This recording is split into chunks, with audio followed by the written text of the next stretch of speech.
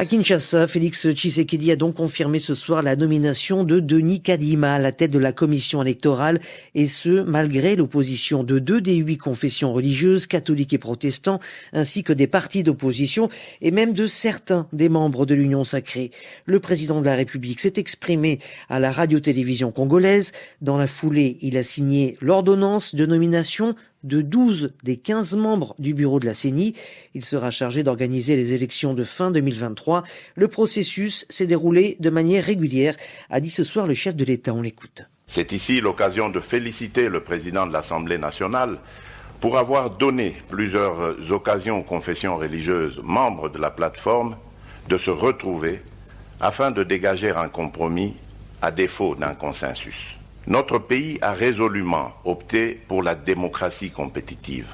Celle-ci a ses règles qui veulent que l'on ait des gagnants et des perdants.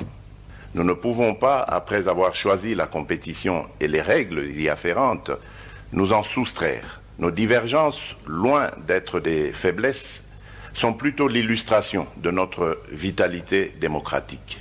Au regard de tout ce qui précède, j'ai décidé de signer l'ordonnance désignant les membres du nouveau bureau de la CENI.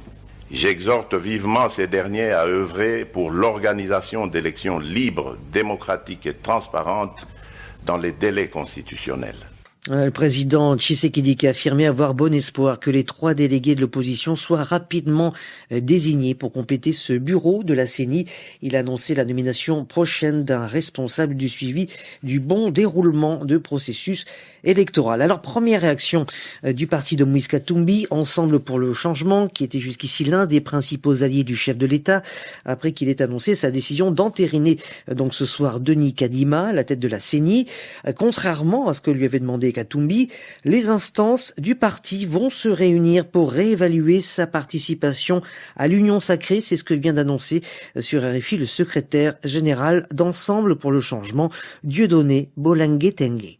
Comme le président a communiqué ce soir à la nation, ceux qui n'étaient pas d'accord avec les magouilles, avec la procédure telle qu'elle a été menée jusqu'à cet instant par rapport à la désignation des membres qui doivent présider à notre centrale électorale, faut certainement en tirer les conséquences qui s'imposent. Donc nous, en tant que parti politique, les instances vont nécessairement réévaluer la situation du pays et de notre participation au sein de la majorité qui gouverne présentement. Et donc, nous allons nous assumer comme tout le monde qui n'est pas d'accord avec cela. Parce que tel que la CENI est constituée dans un cafouillage constaté par plusieurs composantes de la nation congolaise, il y a lieu de craindre que les élections soient organisées dans le même cafouillage et que les résultats soient proclamés de la même manière. Et ça c'est inadmissible. Donc, ces débuts annoncent la fin. Et donc, si nous ne voulons pas nous résigner, nous allons tirer les conséquences qui s'imposent. Des propos recueillis par Esdras Dikoumana. Et lorsque nous jugeons nécessaire de parler avec nos partenaires, nous parlons avec eux, si ce n'est pas nécessaire, surtout en ce qui concerne le processus électoral. Nous avons décidé dans ce pays que ce processus électoral serait totalement contrôlé, pris en charge, financé par les Congolais eux-mêmes. Et donc le président ne violerait lui-même l'engagement qu'il a pris, l'engagement que les institutions congolaises ont pris, de ne partager avec personne l'initiative d'organiser un exercice aussi souverain que les élections. Bon, demain, ça n'exclut pas que le président aille parler avec le président Macron, peut-être des questions de développement, questions de la construction des routes, de l'aide au développement et tout ça. Mais s'agissant des élections, nous avons décidé de mettre une croix sur toute possibilité d'associer un État étranger quelconque à cet exercice de souveraineté, puisque cela ne nous a jamais apporté que des problèmes. Voilà la position de la RDC. Et ces 3 pays dont vous avez parlé sont des pays indépendants qui peuvent eux-mêmes décider en pleine souveraineté de qui ils veulent voir, et le président n'est pas obligé d'aller voir le président Macron comme si nous étions une province de la France, parce que les 2 autres gouverneurs, je sais pas, vous les appelez des gouverneurs, moi je les appelle des présidents, j'ai beaucoup de respect pour eux, Ce sont des présidents d'État. Il faut avoir du respect pour ces États africains. Ils sont autant États que l'est la France. Donc le président Macron n'est pas une sorte de gouverneur général qui reçoit les gouverneurs des petites entités de leur colonie. Tout cela, c'est du passé. Il faut oublier ça. Il y a donc ce respect mutuel qui est dû. Je vous respecte, vous me respectez, parce que je suis souverain, vous, vous êtes souverain, et c'est lorsqu'ils s'écartent de ce respect-là, lorsqu'ils veulent, eux, pénétrer dans les domaines de souveraineté. Je veux qu'un tel soit votre président. Je veux que vous puissiez abandonner votre législation qui, par exemple, pénalise les relations homosexuelles. Parce que chez moi, les homosexuels sont acceptés, il faut que chez vous, vous acceptiez les homosexuels. Non, vous avez votre culture, nous avons notre culture. Et à ce moment-là, il faut mettre le haut là. Nous ne sommes pas vous, vous n'êtes pas nous. Nous coopérons, le business c'est bon, la coopération c'est bien, mais il y a une limite. C'est comme avec votre voisin.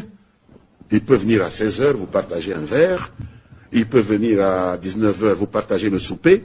Mais lorsque vous allez dans la chambre avec votre épouse ou votre fiancé, il ne vous suivra pas dans la chambre. Alors dire à un ami, non, ici c'est ma chambre avec ma femme, ce n'est pas avoir un problème. C'est simplement le remettre à sa place. Sa place n'est pas dans votre chambre à coucher. C'est ça l'exemple. Donc il n'y a pas de révolution, c'est simplement remettre les choses à leur place. L'égalité souveraine entre. Et vous-même, vous étiez au premier plan pour déjouer, ou plutôt, allez, dénoncer tout cela. Mais il faut que ça se Comment aujourd'hui, vous pouvez minimiser le rôle de l'Église catholique? Mais il faut que ça se termine. Quand vous parlez de Joseph Kabila, oui. Mais Joseph Kabila est arrivé au pouvoir quand? En 2001. Mais cette confession religieuse dont vous parlez, oui, l'Église catholique, elle crée des problèmes depuis quand? Depuis Mobutu? Non. Reculez encore, monsieur.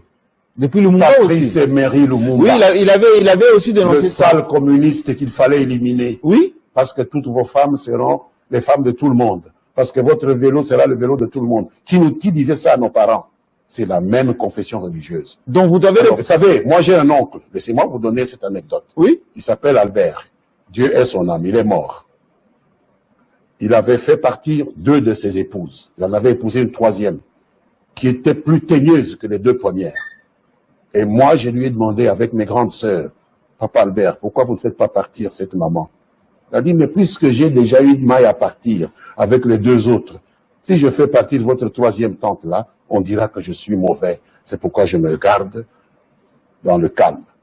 Donc, je pense que les catholiques feraient mieux de regarder un peu, de balayer. Vous pensez que depuis Lumumba, tout le monde est mauvais. Eux qui détiennent la vérité immanente. Regardez, je les vois. Et je vais communier dimanche. Église catholique, je vais communier même dimanche. Et les autres. Je vais communier même Ambongo. Mais ce n'est pas. Quelle force vous avez aujourd'hui? Je ne prie pas Saint-Outembi, Saint-Ambongo, Saint-Cholet. Je prie notre Père, Dieu qui est au ciel. Je prie Jésus, s'il vous plaît.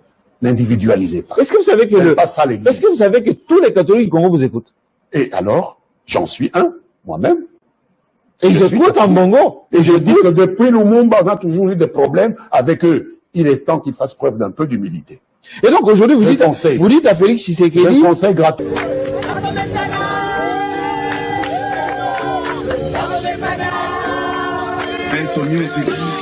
Oh mamé, oh mamé, oh mamé, oh mamé, oh mamé, lé, oh mamé, lé, basala 18 ans, basale lokote, bazo senga, bazonga ndeli suse, batika bafulu ebele na Congo, balakela Congo na biso mabe. Baloba ki Kongwe ko